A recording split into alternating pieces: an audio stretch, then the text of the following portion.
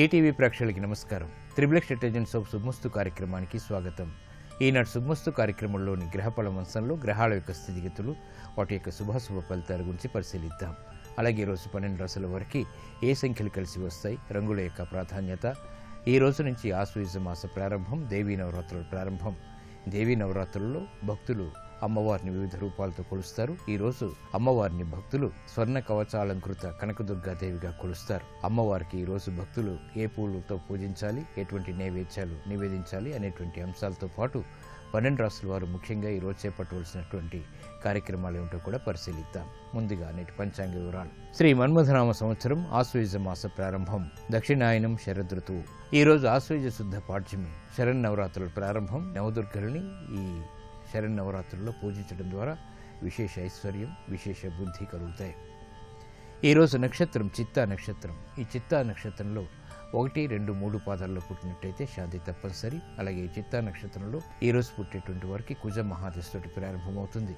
ఇక 12 రాశుల వారికి ఏర్పడేటువంటి శుభాశుభ ఫలితాలను పరిశీలిద్దాం. ముందుగా మేషరాశి. ఈరోజు మేషరాశి వారిని పరిశీలించినట్లయితే ఆరోగ్య విషయంలో చిరు సమస్యలు తలెత్తుతాయి. ఆర్థికపరమైనటువంటి విజయాలు మాత్రం సాధించగలుగుతారు. కుటుంబ సఖ్యత పెరుగుతుంది. ఆనందకర సంఘటనలు గృహంలో చోటు చేసుకుంటాయి. నూతన కార్యక్రమాలకు శ్రీకారం చుట్టగలుగుతారు. వ్యాపార ప్రతిబంధకాలను తొలగించుకునేటువంటి ప్రయత్నాలు కూడా కలిసి వస్తాయి. వృత్తి, వ్యాపార, ఉద్యోగ సంబంధిత కార్యక్రమాల్లో ఆలోచించి తీసుకున్నటువంటి నిర్ణయాల ద్వారా విజయాలు సిద్ధిస్తాయి. ఆర్థిక క్రమశిక్షణ కొనసాగుతుంది. ఈ రోజు మీ అదృష్ట సంఖ్య 9. ఎరుపు వర్ణం ధైర్యాన్ని కలిగిస్తుంది. ప్రతికూల పరిస్థితుల్ని ఎదుర్కొనేటువంటి శక్తి సామర్థ్యాలను కలిగిస్తుంది. శరన్నవరాత్రుల సందర్భంగా మేషరాశి వారు స్వర్ణ కవచాలంకృత కనకదుర్గాదేవిని చామంతులతో పూజించి దద్దోజనాన్ని నైవేద్యంగా నివేదించడం ద్వారా అష్టమ శని ద్వారా ఏర్పడేటువంటి ఈతి బాధలు తొలగిపోతాయి. ప్రశాంతత పెరుగుతుంది. ఆరోగ్య పరీక్షలు ఈ రోజు మీకు మేలును కలిగిస్తాయి. ఈ రోజు వృషభ రాశి వారిని పరిశీలించినట్లయితే వాహన సౌఖ్యం కొనసాగుతుంది. నూతన కార్యక్రమాలను వ్యాపారపరంగా ప్రారంభించగలుగుతారు. ఆర్థికపరమైనటువంటి చిక్కులు కూడా కొనసాగుతాయి. పదే చేపట్టవలసినటువంటి కార్యక్రమాలను చేయవలసినటువంటి ఆవశ్యకత ఉంటుంది. వ్యాపార నిర్ణయాలను వేగవంతంగా తీసుకోలేకపోతారు. వృత్తి, వ్యాపార, ఉద్యోగ సంబంధిత కార్యక్రమాల్లో ఆటంకాలను చవిచూసేటువంటి పరిస్థితులు విస్మయాలను కలిగిస్తాయి. ఆరోగ్య విషయంలో జాగ్రత్తలు పాటించాలి. ఈ రోజు మీ అదృష్ట సంఖ్య 5. ఆకుపచ్చ వర్ణం రక్షణకి దోహదపడుతుంది. ప్రతికూల పరిస్థితులను దూరం చేస్తుంది. శరన్నవరాత్రుల సందర్భంగా వృషభ రాశి వారు స్వర్ణ కవచాలంకృత కనకదుర్గాదేవిని పారిజాతాలతో పూజించి పులిహోరని నైవేద్యంగా నివేదించడం ద్వారా ఆర్థిక వ్యవహారాల్లో వేగవంతమైన అనుకూల మార్పులు చోటు చేసుకుంటాయి. ఆర్థిక నిర్ణయాలు ఈ రోజు మీకు ఊరట కలిగిస్తాయి. ఈ రోజు మిథున రాశి వారిని పరిశీలించినట్లయితే స్థిరాస్తి నిర్ణయాలు లాభిస్తాయి. చేపట్టేటువంటి కార్యక్రమాలపై శ్రద్ధ పెరుగుతుంది. సాహస నిర్ణయాలకి ఉపక్రమించగలుగుతారు. వ్యాపార నిమిత్తమే చేపట్టేటువంటి కార్యక్రమాల్లో యుక్తితో కూడినటువంటి నిర్ణయాలు, తద్వారా విజయాలు చేతికందుతాయి. విద్యాబలం చేకూరుతుంది. ఆశించినటువంటి ప్రయోజనాలు ఆర్థికంగా దగ్గరవుతాయి. అనిశ్చిత పరిస్థితులు గృహరీత్యా ఉన్నప్పటికీ తిరిగి సద్దుమణిగేటువంటి అవకాశాలు కూడా ఆనందాన్ని కలిగిస్తాయి. వ్యాపారపరమైనటువంటి విజయాలు కొనసాగుతాయి. ఆరోగ్య విషయంలో ప్రతికూలత తగ్గుతుంది. ఈ రోజు మీ అదృష్ట సంఖ్య 2. తెలుపు వర్ణం ప్రశాంతతను పెంచుతుంది. ప్రతికూల పరిస్థితిని దూరం చేస్తుంది. శరన్నవరాత్రుల సందర్భంగా మిథున రాశి వారు స్వర్ణ కవచాలంకృత కనకదుర్గాదేవిని గులాబీలతో పూజించి పానకం, వడపప్పు నైవేద్యంగా నివేదించడం ద్వారా శత్రుభీతి పోతుంది. కోర్టు సంబంధిత వ్యవహారాల్లో విజయాలు సిద్ధిస్తాయి. స్థిరాస్తి నిర్ణయాలు ఈ రోజు మీకు లాభిస్తాయి. ఈ రోజు కర్కాటక రాశి వారిని పరిశీలించినట్లయితే విదేశీ సంబంధ బాంధవ్యాలు కలిసి వస్తే ఆర్థిక పరిస్థితి మెరుగవుతుంది. ఆలోచన సంపత్తి పెరుగుతుంది. సాహస నిర్ణయాలకు ఉపక్రమించగలుగుతారు. రాజకీయ లబ్ధికి చేపట్టేటువంటి కార్యక్రమాలు కలిసి వస్తాయి. ఉద్యోగపరమైనటువంటి అంశాలు ప్రాముఖ్యతను పెంచుతాయి. ప్రతిభతో కూడినటువంటి కార్యక్రమ నిర్వహణ వ్యాపారపరంగా కొనసాగుతుంది. వృత్తిలో ఆటంకాలను ఎదుర్కోగలుగుతారు. ఆరోగ్య విషయంలో ఆనందకర సంఘటనలు కొనసాగుతాయి. ఈ రోజు మీ అదృష్ట సంఖ్య 9. ఎరుపు వర్ణం ధైర్యాన్ని కలిగిస్తుంది. ప్రతికూల పరిస్థితుల్ని దూరం చేస్తుంది. శరన్నవరాత్రుల సందర్భంగా కర్కాటక రాశి వారు స్వర్ణ కవచాలంకృత కనకదుర్గాదేవిని కుంకుమతో అర్చించి పులగాన్ని నైవేద్యంగా నివేదించడం ద్వారా ఆర్థిక విజయాలు చేతికందుతాయి. విదేశీ ప్రయాణాలు, సంభాషణలు ఈ రోజు మీకు లాభిస్తాయి. ఈ రోజు సింహరాశి వారిని పరిశీలించినట్లయితే అయోమయ పరిస్థితులు ఆర్థికంగా ఉన్నప్పటికీ నెట్టుకు రాగలుగుతారు. యుక్తితో కూడినటువంటి కార్యాచరణ, తద్వారా ఆశించినటువంటి విజయాలు ఆలస్యంగా చేతికందుతాయి. ఉపయోగకరమైనటువంటి కార్యక్రమ నిర్వహణ గృహరీత్యా కొనసాగుతుంది. మిత్రుల ద్వారా సహాయ సహకారాలు లభిస్తాయి. కుటుంబ వ్యవహారాల్లో ఏర్పడినటువంటి ప్రతికూలత తగ్గుతుంది. కార్యక్రమ నిర్వహణలో నైపుణ్యాన్ని ప్రదర్శించగలుగుతారు. విదేశీ సంబంధిత లావాదేవీలు కలిసి వస్తాయి. రుణ ప్రయత్నాలు ఫలిస్తాయి. ఈ రోజు మీ అదృష్ట సంఖ్య 3. పసుపు వర్ణం త్వరితగతిన శుభాన్ని కలిగిస్తుంది. శుభవార్తను తెచ్చిపెడుతుంది. శరన్నవరాత్రుల సందర్భంగా సింహరాశి వారు స్వర్ణ కవచాలంకృత కనకదుర్గాదేవిని గన్నేరు పూలతో పూజించి అటుకులు బెల్లం నైవేద్యంగా నివేదించడం ద్వారా క్లిష్ట సమస్యలకు పరిష్కారాలు పొందగలుగుతారు. రుణ ప్రయత్నాలు ఈ రోజు మీకు లాభిస్తాయి. ఈ రోజు కన్యారాశి వారిని పరిశీలించినట్లయితే అలంకరణకి ప్రాధాన్యతనిస్తారు. ఉద్యోగ సంబంధిత కార్యక్రమాల్లో ప్రాధాన్యత పెరుగుతుంది. వృత్తి, వ్యాపార, ఉద్యోగ సంబంధిత కార్యక్రమాల్లో నైపుణ్యాన్ని ప్రదర్శించగలుగుతారు. వాణిజ్యపరమైనటువంటి అంశాల్లో లాభదాయకమైనటువంటి కార్యక్రమ నిర్వహణ కొనసాగించగలుగుతారు. అభివృద్ధికి చేపట్టేటువంటి కార్యక్రమాలు కలిసి వస్తాయి. నూతన కార్యక్రమాన్ని గృహరీత్యా ప్రారంభించగలుగుతారు. ఆనందకర సంఘటనలు అన్ని రంగాల వారికి దగ్గరవుతాయి. ఆరోగ్యం పదిలం. ఈ రోజు మీ అదృష్ట సంఖ్య 5. ఆకుపచ్చ వర్ణం రక్షణకి దోహదపడుతుంది. ప్రతికూల పరిస్థితులను దూరం చేస్తుంది. ఆహ్లాద పరిస్థితులను కలిగిస్తుంది. శరన్నవరాత్రుల సందర్భంగా కన్యారాశి వారు స్వర్ణ కవచాలంకృత కనకదుర్గాదేవిని బిల్వదళాలతో పూజించి పరమాన్నాన్ని నైవేద్యంగా నివేదించడం ద్వారా ఆనందకర సంఘటనలు చోటు చేసుకుంటే అభివృద్ధి ఏర్పడుతుంది. స్థిరాస్తి కొనుగోలు ఈ రోజు మీకు లాభిస్తాయి. ఆనందాన్ని కలిగిస్తాయి. ఈ రోజు తులారాశి వారిని పరిశీలించినట్లయితే కార్యక్రమ నిర్వహణలో ఏర్పడినటువంటి ప్రతికూలత తగ్గుతుంది. వ్యాపార, వాణిజ్య సంబంధమైనటువంటి బంధాలు బలపడతాయి. నూతన కార్యక్రమాన్ని వ్యాపారపరంగా పటిష్టం చేసుకునేటువంటి ప్రయత్నాలు ముమ్మరం చేయగలుగుతారు. కార్యాచరణ పెరుగుతుంది. వృత్తి, వ్యాపార, ఉద్యోగ సంబంధిత కార్యక్రమాల్లో సంతోష వార్తలు వింటారు. ప్రాధాన్యతను సంతరించుకునేటువంటి అంశాలు ఆనందాన్ని కలిగిస్తాయి. విద్యాబలం చేకూరుతుంది. ఆరోగ్య క్రమశిక్షణ కొనసాగుతుంది. కార్యక్రమ నిర్వహణలో ఆశించినటువంటి ప్రయోజనాలను వేగవంతంగా పొందగలుగుతారు. ఆత్మవిశ్వాసం కలిగి ఉంటారు. ఈ రోజు మీ అదృష్ట సంఖ్య 1. ఎరుపు వర్ణం ధైర్యాన్ని కలిగిస్తుంది.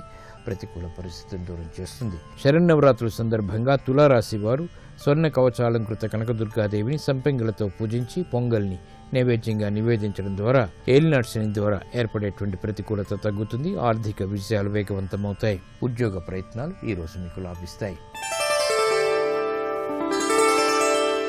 ఈ రోజు వృశ్చిక రాశి వారిని పరిశీలించినట్లయితే రాజకీయ లబ్ధి చేకూరుతుంది. నూతన కార్యక్రమాలకు శ్రీకారం చుట్టగలుగుతారు.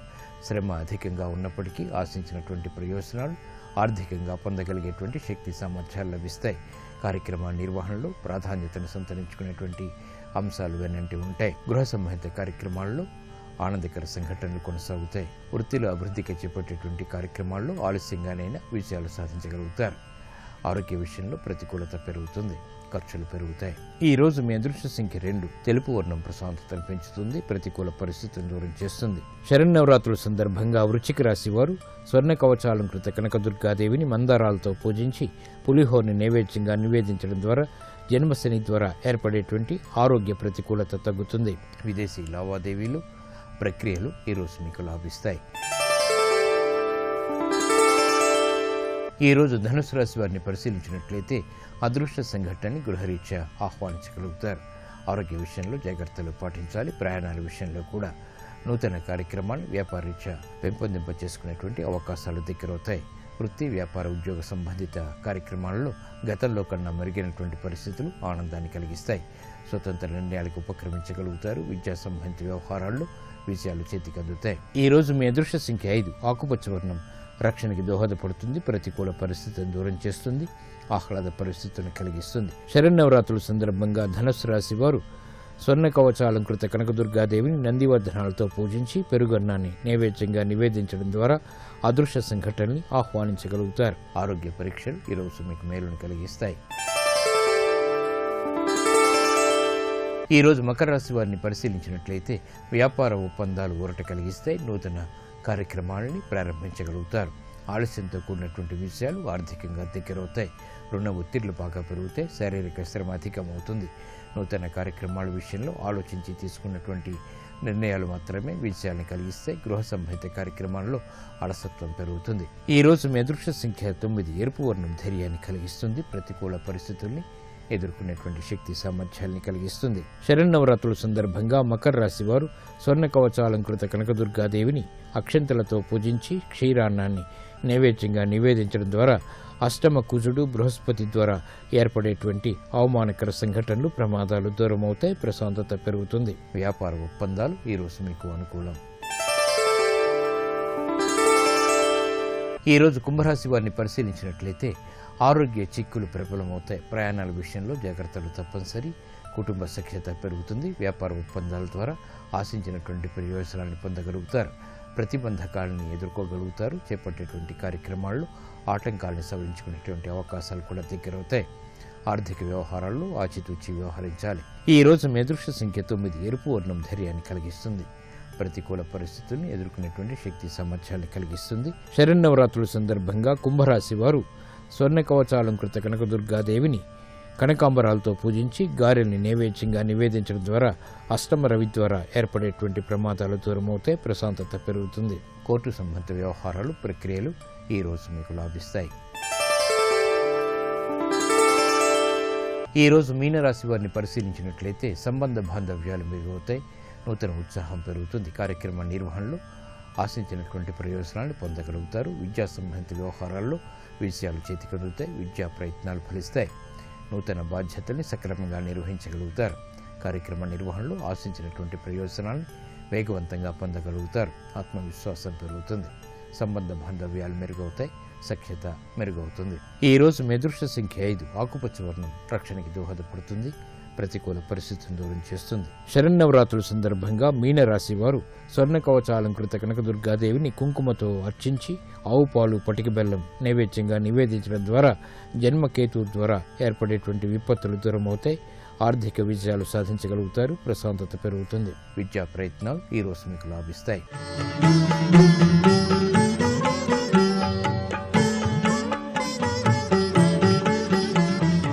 ఈటీవీ ప్రేక్షకులకు నమస్కారం. ట్రిపుల్ ఎక్స్ డిటర్జెంట్ సోప్ శుభమస్తు కార్యక్రమంలో శుభ నక్షత్ర వంశానికి స్వాగతం.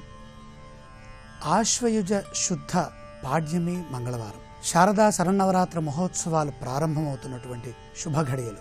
ఈ రోజున శక్తి ఆరాధన ప్రారంభం చేయాలి. నవరాత్రోత్సవములు మొదలవుతున్నాయి. సహజంగా గృహంలో అమ్మవారిని కలశస్థాపన చేసి ఈ కలశస్థాపన పూర్వకంగా చేసేటటువంటి ఆరాధనలో విజయవాడలో దుర్గా అమ్మవారి అలంకారాల్లో ఈ రోజున స్వర్ణ కవచ అలంకృతురాలుగా అమ్మవారు భాసిల్లుతోంది. ఈ స్వర్ణ కవచ దుర్గ ఆరాధన చేస్తే మంచి జరుగుతుంది. ఐశ్వర్యప్రదం. పూర్ణతిథి అంటే అఖండమైన తిథి, పూర్తిగా ఉన్నటువంటి పాడ్యమి. సూర్యోదయ ప్రభృతి సూర్యాస్తమయం తర్వాత కూడా పూర్తిగా రోజంతా ఉన్నటువంటి తిథి మంగళవారం నాడు ఉన్నది. అయితే ఇక్కడ వైద్యుతి యోగం ఉన్నది కాబట్టి ప్రశాంతంగా ప్రసన్నంగా అమ్మవారిని ఆరాధన చేయాలి. అలాగే బెల్లపు పానకం వడపప్పు తప్పనిసరిగా గృహిణులు నైవేద్యం పెట్టాలి. నూతన వస్త్రాలు ధరించి పూజను ప్రారంభం చేసుకోవాలి. మంగళవారం నాడు శక్తి ఆరాధన ప్రారంభమవుతోంది కాబట్టి 9 రోజులు కూడా వ్రతనిష్టతో నియమనిష్టలతో అలాగే గృహధర్మాలని దృష్టిలో పెట్టుకొని చక్కగా మడిగా ఆచారయుక్తంగా బ్రహ్మచర్యంలో మంగళవారం నాడు ప్రారంభమవుతోంది కాబట్టి శుద్ధంగా శుద్ధ మనస్కులై శక్తి ఆరాధన చేస్తే మంచి సత్ఫలితాలు వస్తాయి. అలాగే యోగం వైద్యుతి యోగం కింస్తుఘ్నకరణం మంగళవారం ఆశ్వీజ మాసం అన్ని విధాలా కలిసి వచ్చే విధంగా భాసిల్లుతోంది. చిత్తా నక్షత్రం బ్రహ్మదేవుడి యొక్క నక్షత్రం. ఈ దుర్గా ఆరాధన అలాగే బ్రహ్మ కలశ స్థాపన ఈ రోజున ఉదయము లేదా మధ్యాహ్నము లేదా సాయంకాలం ఎవరి ఆచారానుసారంగా ప్రాతకాలంలోనైనా సరే కలశ స్థాపన చేయాలి, లేదా అభిజిత్ లగ్నంలో కలశ స్థాపన చేయాలి, లేదా ప్రదోషము అయిన తర్వాత ఈ కలశ స్థాపన చేసి అమ్మవారికి అర్చన సహస్రనామము చదువుకొని ఆ తర్వాత రోజుకొక నైవేద్యం చొప్పున అమ్మవారికి నివేదన చేసినట్లయితే సత్ఫలితాలు, ఆనందము, ఆరోగ్యము, ఐశ్వర్యము సిద్ధిస్తాయి. రేపటి శుభ నక్షత్రాన్ని పరిశీలన చేసినట్లయితే ఆశ్వయుజ శుద్ధ విదియ బుధవారం కలవటం శుభప్రదమైనటువంటి శుభ కార్యక్రమాలు ప్రారంభించడానికి ఎంతగానో సహకరించేటటువంటి శుభ నవరాత్రాలు. అన్ని శుభ కార్యక్రమాలు ప్రారంభమవుతున్నాయి. స్వాతి నక్షత్రం, చిత్తా నక్షత్రంతో, బ్రహ్మగారి నక్షత్రంతో నవరాత్రాలు ప్రారంభమైనవి. కలశస్థాపన ప్రారంభమవుతోంది. స్వాతి నక్షత్రంతో శుభ కార్యక్రమాలు ప్రారంభమవుతున్నాయి. ఎన్నాళ్లుగానో ఆగినటువంటి శుభ కార్యక్రమాలు ఇదిగో రేపటి రోజు నుండి వివాహాది శుభ కార్యక్రమాలు ప్రారంభమవుతున్నాయి. అలాగే రేపటి రోజున విజయవాడ కనకదుర్గ అమ్మవారు బాలా త్రిపుర సుందరి రూపంలో భక్తుల్ని అనుగ్రహిస్తున్నారు కాబట్టి బాలా త్రిపుర సుందరిగా మనం ధ్యానించడం చాలా మంచిది, దర్శించడం చాలా మంచిది. మన ఇంట్లో ఎవరైనా చిన్నపిల్లలు ఉన్నట్లయితే వాళ్ళకి నూతన వస్త్రాలు ఇచ్చి వారిని అమ్మవారిగా భావించి పూజించి తాంబూలం ఇవ్వటం ద్వారా బాలా త్రిపుర సుందరి అనుగ్రహం మనకి పరిపూర్ణంగా లభిస్తుంది.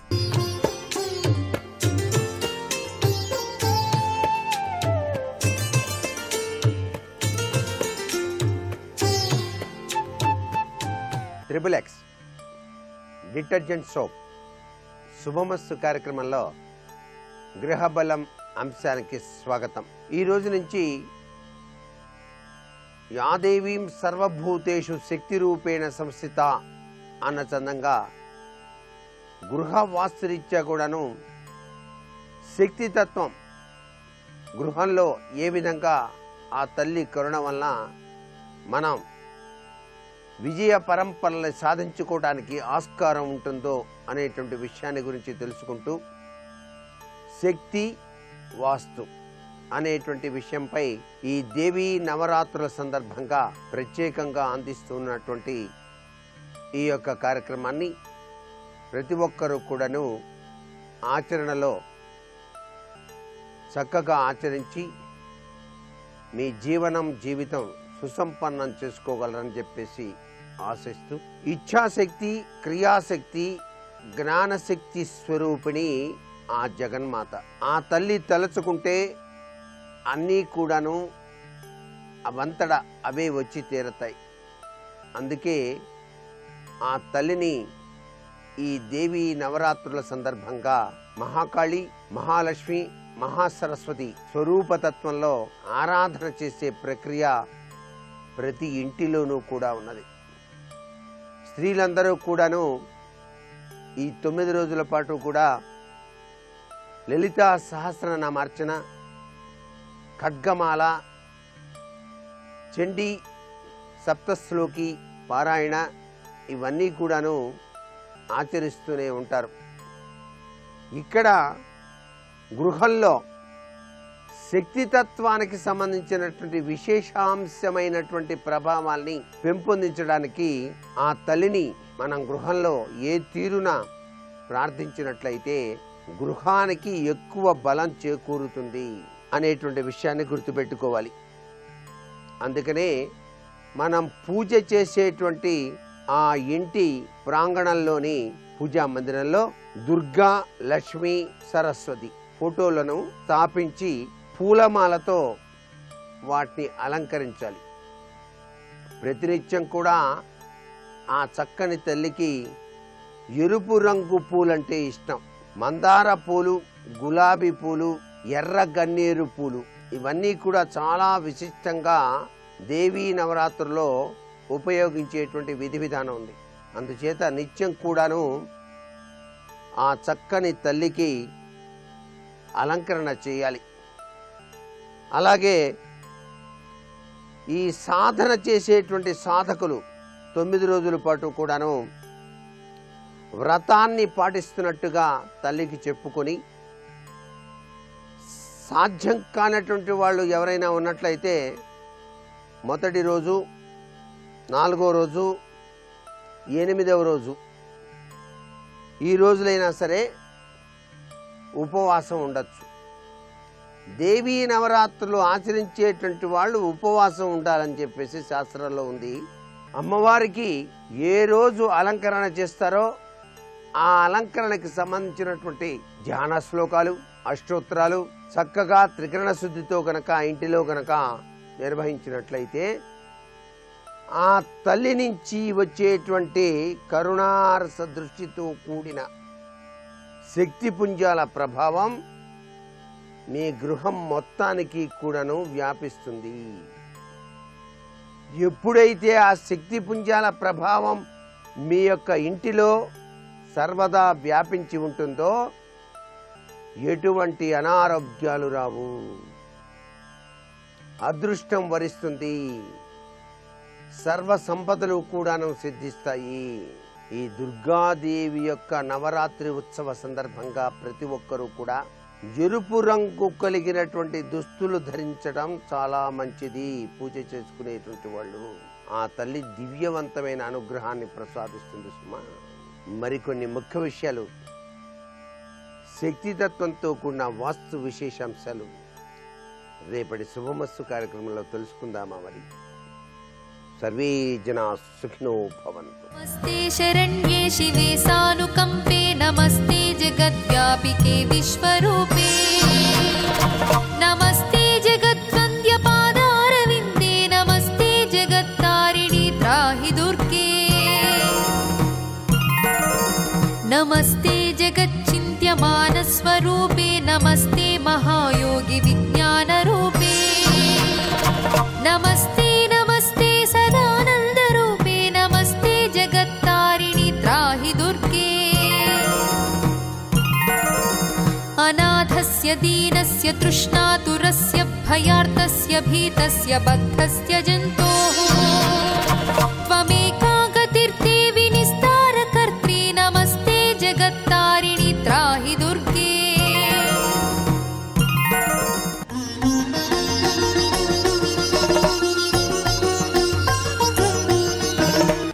మీనాక్షి పరదేవతా స్వరూపం అత్యంత వైభవోపేతమైనటువంటి స్వరూపం. ఆ తల్లి దేవాలయానికి వెళ్ళి ఒక్కసారి అమ్మవారి వంక చూసినంత మాత్రం చేత మన కోసమే ఆవిడకి ముందుకి నడిచొస్తూ పలకరించడానికి సిద్ధంగా ఉన్నదా అని మనకు అనిపిస్తుంది. అంత గొప్పగా మనని పలకరించడానికి సిద్ధంగా ఉన్నటువంటి మాతృస్వరూపిణి ఎంత ప్రేమతో చూస్తూ ఉంటుందో అలా చూసేటటువంటి లక్షణం కలిగినటువంటి తల్లి మీనాక్షి పరదేవత. ఆ తల్లి కొలువై ఉన్నటువంటి క్షేత్రం పేరు మధురై. మధురై అన్న పేరు ఆ క్షేత్రానికి ఎందుకు వచ్చింది అంటే, పరమశివుడు అక్కడ ఒక సిద్ధ పురుషుడి యొక్క రూపంలో తిరుగుతూ ఉండేవాడు. మధురై క్షేత్రానికి ఒక విశేషం ఉంది. ఏమిటా విశేషం అంటే, శంకరుడికి 64 లీలామూర్తులు ఎలా ఉంటాయో అలాగే మధురై క్షేత్రంలో ఆయన 64 లీలలు చేశాడు. ఇప్పటికీ కూడా ఆ మధురై క్షేత్రంలో 64 లీలలను ప్రదర్శిస్తూ ఉంటారు. మీరు ఏ ఒక్కరోజు అక్కడికి వెళ్ళినా కూడా అసలు ఉత్సవం లేకుండా ఉండదు. అక్కడ వెళ్ళేటటువంటి వాహనం ఎంత పెద్ద వాహనం వెడుతుంది అంటే అసలు సామాన్యంగా దాన్ని బోయీలు మొయ్యడం సాధ్యం కాదు. అందుకే వాహనాన్ని వాహనం మీద పెట్టి తీసుకెడతారు. అంత పెద్ద వాహనం మీద వెడుతూ ఉంటారు స్వామి. అక్కడ జరిగేటటువంటి ఉత్సవాలు, అక్కడ జరిగేటటువంటి నాదస్వర సమ్మేళనాలు, అక్కడ జరిగేటటువంటి వేద పఠనాలు ఇవన్నీ కూడా అసలు మనుషులు మైమరిచిపోయేటట్టుగా ఉంటుంది ఆ క్షేత్రం. ఇప్పటికీ మధురై క్షేత్రం గురించి ఒక మాట చెప్తారు. అక్కడ ఉండేటటువంటి ప్రజలు వేదనాదంతో మేల్కొంటారు అని. మిగిలిన ఊళ్ళల్లో ఉండేటటువంటి వాళ్ళందరూ పక్షుల యొక్క కూతలతో మేల్కొంటే ఒక్క మధురై క్షేత్రంలో ఉండేటటువంటి ప్రజలు మాత్రం వేదనాదంతో వేదము యొక్క మంత్రముల శబ్దములు చెవిలో పడి మేల్కొంటారు అని. అంత గొప్ప క్షేత్రం. ఆ క్షేత్రానికి మధురై అని పేరు రావడానికి కూడా ఒక ప్రధానమైన కారణం ఉంది. 64 లీలా విలాసములను చూపించినటువంటి శంకరుడు అక్కడ ఒక సిద్ధుడి రూపంలో తిరుగుతూ ఉండేవాడు. ఏమీ తెలియనటువంటి వాళ్ళ ఒక అవధూతల తాను కాశీపట్టణం నుంచి వచ్చినట్టుగా తనకి తాను చెప్పుకుంటూ తాను ఎవరో, ఎక్కడి నుంచి వచ్చాడో ఎక్కడ బయట పెట్టేవాడు కాదు. ఆయన మధురై క్షేత్రంలో తిరుగుతూ ఉండేవాడు.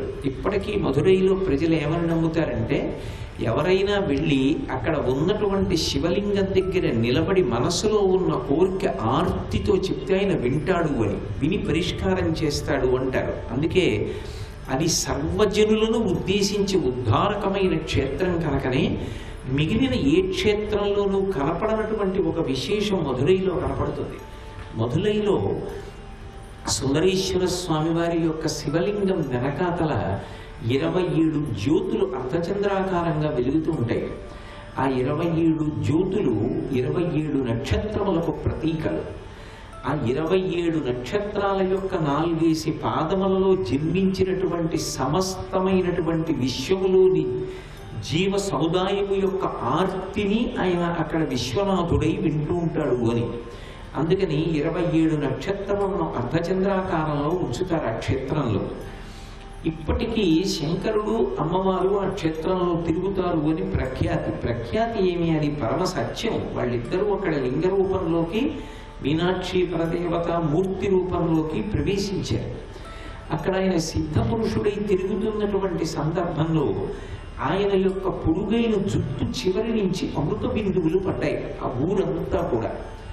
ఎందుచేత అంటే ధవళవపుషమిందోరు మండలీ సన్నివిష్టం భుజగవలయహారం భస్మ దిగ్ధాంగమీశం మృగయ పరశుపాణిం చారు చంద్రార్థమౌళిం హృదయ కమల మధ్యే సంతతం చింతయామి అంటారు. చంద్రుడిలో కరిగి పడుతున్నటువంటి అమృతం శంకరుడి మీద పడుతుందని ఆయన ఇలా 2 చేతులతో ఆ అమృతాన్ని పట్టుకుని మీద పోసుకుంటూ ఉంటాడని, అలా మీద 2 చేతులతో పోసుకుంటూ కింద 2 చేతులతో మళ్ళీ అమృతాన్ని పట్టుకుంటాడని, ఖాళీ అయిన పాత్రల కిందకి దింపితే కింది చేతులతో ఎత్తి మళ్ళీ అమృతం పోసుకుంటాడని. యజుర్వేదంలో కూడా లింగస్వరూపం ఎలా ఉంటుంది అంటే ఆపాతాళ నభస్థలంత భువన బ్రహ్మాండమావి స్ఫురత్ జ్యోతి స్ఫటికలింగమౌళి విలస పూర్ణేందు వాంతామృతై అస్తోకాప్లుతమేకమీశమనిశం రుద్రానువాకాంద్యపం ధ్యాయేత్తీప్సిత సిద్ధయే ధ్రువపదం విప్రోభిషించేచ్చివం బ్రహ్మాండ వ్యాప్తదేహ వసిత హిమరుచాభాసమానాభుజంగై కంఠే కాళాః కపర్గాః కలిత శశి కలశ్చండ కోదండహస్తాః త్రిక్షా రుద్రాక్షమాలా సురళిత వపుషశాంభవా మూర్తిభేదాః రుద్రాశ్రీ రుద్రసూక్త ప్రకటిత విభవ ప్రయచ్ఛాం సౌఖ్యం అని యజుర్వేదంలో ఆ రుద్రాధ్యాయం చదివే ముందు ప్రార్థనా శ్లోకాలుగా చెప్తారు. అందులో కూడా పాతాళ లోకం నుంచి ఆ పైన ఉండేటటువంటి అంతరిక్షం కన్నా పై వరకు పెరిగిపోయినటువంటి శివలింగం యొక్క చివరి భాగం చంద్రుడి నుంచి కడిగి పడేటటువంటి అమృతధారలతో తడిసిపోతూ ఉంటుంది అని. సిద్ధపురుషుడుగా శంకరుడు మధురై క్షేత్రంలో ప్రవేశించి నడయాడుతున్నటువంటి సందర్భంలో కూడా ఆయన కేశపాశం అమృతంతో తడిసి ఆ జుట్టు చివరి నుంచి ఆ అమృత బిందువులు అలా పడ్డాయి కాబట్టి ఆ క్షేత్రానికి మధురమైనటువంటి అమృత బిందువుల చేత తడిసింది కాబట్టి మధురై అని పేరు వచ్చింది. అక్కడ ఎన్నో పర్యాయాలు సిద్ధపురుషుడిగా ఆయన దర్శనమిచ్చి మాట్లాడాడు కూడా. ఒకానొకప్పుడు ఆయన అక్కడ పరిపాలన చేస్తున్నటువంటి పాండ్యరాజుకి దర్శనమిచ్చాడు. ఈ సిద్ధపురుషుడుగా తిరుగుతున్నటువంటి శంకరుడు అప్పుడప్పుడు అనుగ్రహించాలి అనుకుంటే ఏ ప్రార్థన చేయకపోయినా ఆర్తితో ఉన్న వాళ్ళ వంక చూసి వాళ్ళ యొక్క కోరికలు తీరుస్తూ ఉండేవాడు. ఇది విన్న రాజు అసలు ఈ సిద్ధపురుషుడు ఎవరో తెలుసుకోవాలని సపరివారంగా బయలుదేరి ఆయనని అన్వేషిస్తూ వచ్చాడు. శంకరుడు తిన్నగా దేవాలయంలోకి వెళ్ళిపోయి దేవాలయం యొక్క గోడలో ఒక చోట ఏనుగులు చెరుకు కర్రలు పట్టుకుని కనపడతాయి. ఎందుచేత అంటే అష్టదిగ్గజములు మోస్తున్నటువంటి ప్రాకారం కింద ఉంటుంది మధురైలో ఉన్నటువంటి శివాలయం. అది ఇంద్రవిమానం. ఆ 8 దిగ్గజములు మోస్తుంటాయి అక్కడ ఉన్నటువంటి ఆ విమానాన్ని అంతటినీ కూడా. పరమాద్భుతంగా ఉంటుంది, చూసి తీరాలి అసలు. ఆ అష్టదిగ్గజములు కుంభస్థలం మీద మోసేటటువంటి ఆ విమానం యొక్క తీరు. అందులో ఒక చోట ఏనుగులు దేవాలయం యొక్క గోడలో మలచబడి ఉన్నాయి విగ్రహాలుగా, శిల్పాలుగా. అక్కడ ఒదిగి కూర్చుని ఉన్నాడు ఈ సిద్ధపురుషుడి రూపంలో ఉన్న శంకరుడు. మహారాజు తన పరివారంతో వెతుకుతూ గోడలో నక్కి కూర్చున్న సిద్ధపురుషుడిని చూశాడు. ఆగి తీరిపారి చూస్తున్నాడు. కాసేపు ఆగిన తర్వాత సిద్ధపురుషుడు కనుబొమలు ఎగరేశాడు. నీకేం కావాలి అని అడిగినట్టుగా. ఆయన అన్నాడు, నువ్వు సిద్ధపురుషుడు బిడ్డాడు, నువ్వు ఏవైనా కోరికలు తీరుస్తూ ఉంటాడు, నీ దగ్గర చాలా మహిమలు ఉన్నాయట. ఎక్కడి నుంచి వచ్చావు అని అడిగాడు. నేను కాశీ నుంచి వచ్చానన్నాడు. ఆయన అసలు జవాబు చెప్పేవాడు కాదు. అటువంటిది ఆ రోజున మహారాజుకి చెప్పాడు, నేను కాశీ నుంచి వచ్చాను అన్నాడు. ఎక్కడ ఉంటావు అన్నాడు. అంతటా ఉంటాను. మీ తల్లిదండ్రులు ఎవరన్నాడు. నాకు తల్లిదండ్రులు లేరు అన్నాడు. మరి ఏం చేస్తావు అన్నాడు. నేనందరికీ తల్లిదండ్రిని అవుతూ ఉంటాను అన్నాడు. నన్ను నమ్ముకున్న వారిని అనుగ్రహిస్తూ ఉంటాను అన్నాడు. ఓహో, అంత గొప్పవాడివా? అయితే అదిగో దేవాలయం గోడ మీద శిల్పం ఉంది కదా, ఏనుగు, అది ఊపిరి తీసేటట్టుగా చెయ్యి అన్నాడు. వెంటనే పరమశివుడి సంకల్పానికి ఆ గోడలో ఉన్నటువంటి ఏనుగు ఊపిరి తీసి ఒక్కసారి బయటికి వచ్చింది. బయటికి వచ్చి నిలబడి ఆ రాజు యొక్క పరివారం మీదకి లంఘించి వాళ్ళందరూ భయపడి పారిపోయారు. అప్పుడే ఒక రైతు అటుగా వెళుతూ ఈ సిద్ధపురుషుడికి 4 చెరుకు కర్రలు చేతిలో పెట్టాడు. ఆయన ఆ చెరుకు కర్రలు తీసి ఆ ఏనుగుకి పెట్టాడు. ఆ ఏనుగు తినేసిన తర్వాత మహారాజుకు అర్థమైంది, ఈయన ఎవరో కాదు, సాక్షాత్తుగా శంకరుడు సిద్ధపురుషుడి రూపంలో తిరుగుతున్నాడు. మహానుభావ, నన్ను మన్నించండి, ఆ ఏనుగు మళ్ళీ శిల్పంలోకి వెళ్ళిపోయేటట్టు చెయ్యండి, లేకపోతే నా పరివారం భయపడిపోతోంది అన్నాడు. ఆ ఏనుగు శిల్పంలోకి వెళ్ళిపోయేటట్టుగా చేశాడు శంకరుడు. కానీ ఉద్ధతితో ఆ పరివారం సిద్ధపురుషుడి మీదకి వచ్చే ప్రయత్నం చేశారు. ఆయన హోంకారం చేసేటప్పటికీ వాళ్ళందరూ చేష్టలుడికి ప్రతిమలై నిలబడిపోయారు.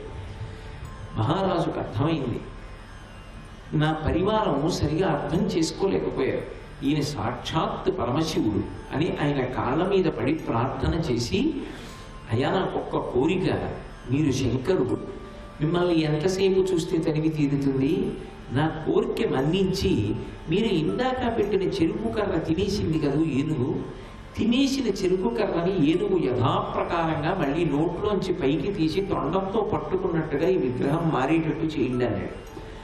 మళ్ళీ ఏనుగు సజీవంగా బయటికి వచ్చి తను తినేసినటువంటి చెరుకు కర్రని పైకి తీసి తొండంతో పట్టుకుంది. మీరు ఇప్పటికీ మధురై వెళితే మధురైలో పరమశివుడి యొక్క ఆలయానికి, ఆ సోమసుందరుని యొక్క దేవాలయానికి ప్రదక్షిణం చేస్తుంటే ఇప్పటికీ శంకరుడు సిద్ధపురుషుడిగా కూర్చున్నటువంటి ఆ స్థితి, ఆ పక్కన ఏనుగు చెరుకు కర్ర పట్టుకున్నటువంటి విగ్రహం ఇప్పటికీ కనపడతాయి. మధురై క్షేత్రం అంత ప్రత్యక్ష స్పర్శ కలిగినటువంటి క్షేత్రం. బహుశः నాకు తెలిసినంత వరకు భారతదేశం మొత్తం మీద ఎక్కడా కూడా శంకరుడు చూపించినటువంటి 64 లీలలు ఏవైతే ఉన్నాయో, మధురైలో చూపించినటువంటి ఆ 64 లీలలని కూడా మళ్ళీ యథాప్రకారంగా ప్రదర్శించేటటువంటి క్షేత్రం మధురై ఒక్కటే. అంత గొప్ప క్షేత్రం. అక్కడే ఇంద్రుడి యొక్క కోరిక తీరింది. అక్కడే అమ్మవారు మీనాక్షి పరదేవత అన్న పేరుతో అవతరించింది. సర్వం శ్రీ ఉమామహేశ్వర పరబ్రహ్మార్పణమస్తు. స్వస్తి. శంకరుడు చూపించినటువంటి 64 లీలలు ఏవైతే ఉన్నాయో, మధురైలో చూపించినటువంటి ఆ 64 లీలలని కూడా మళ్ళీ యథాప్రకారంగా ప్రదర్శించేటటువంటి క్షేత్రం మధురై ఒక్కటే.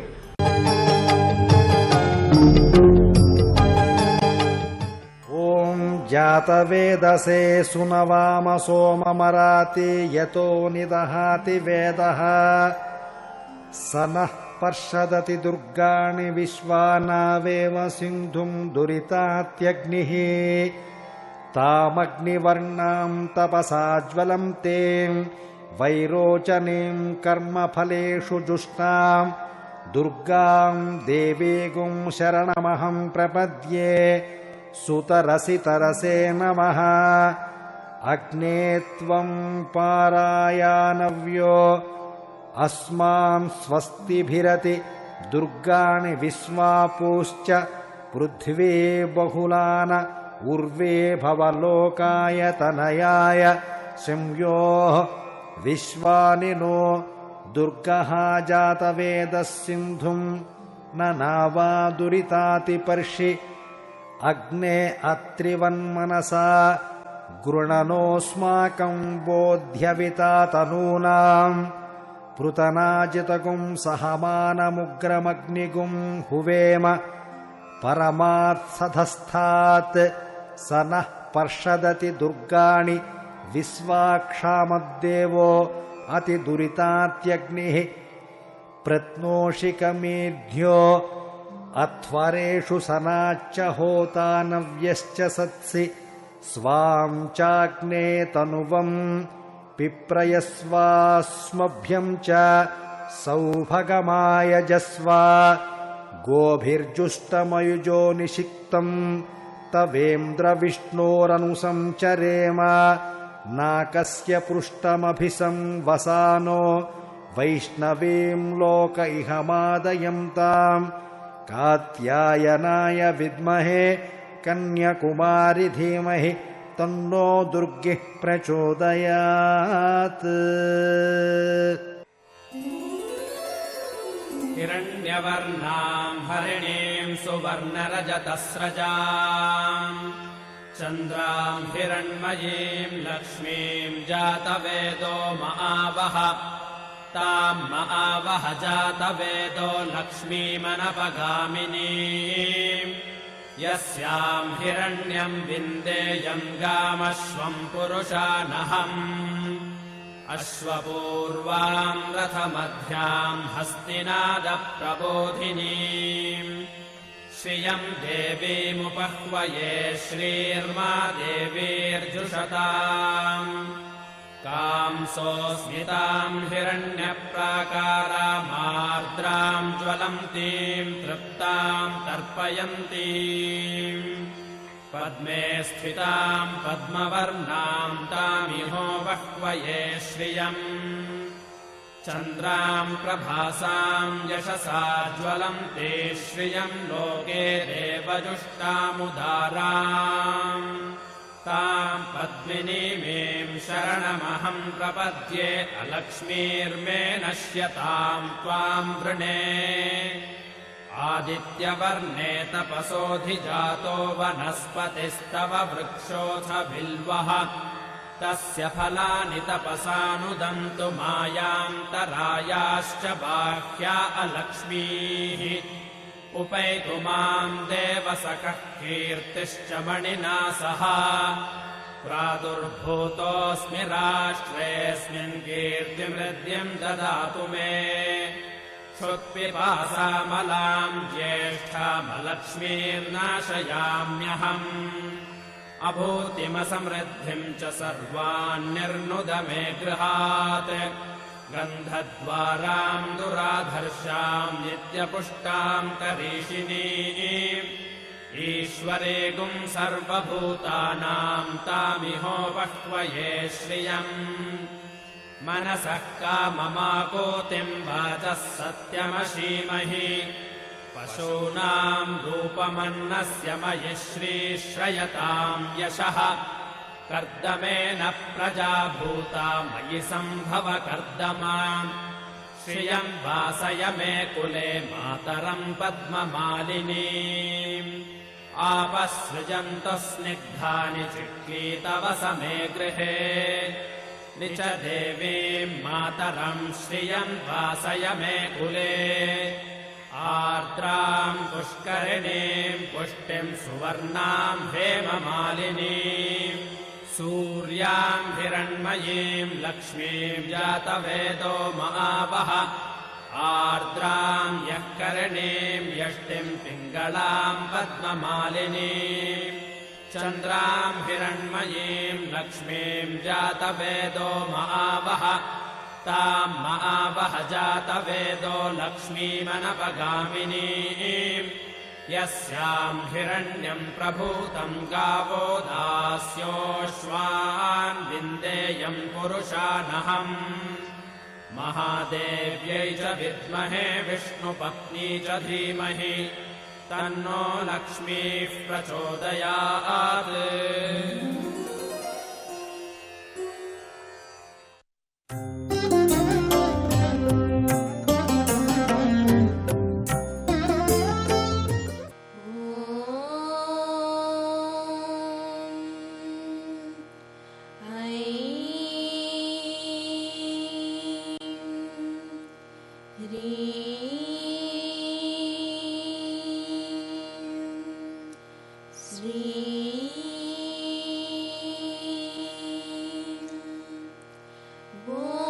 व्रजताचलशृङ्गाग्रमध्यस्थायै नमो नमः।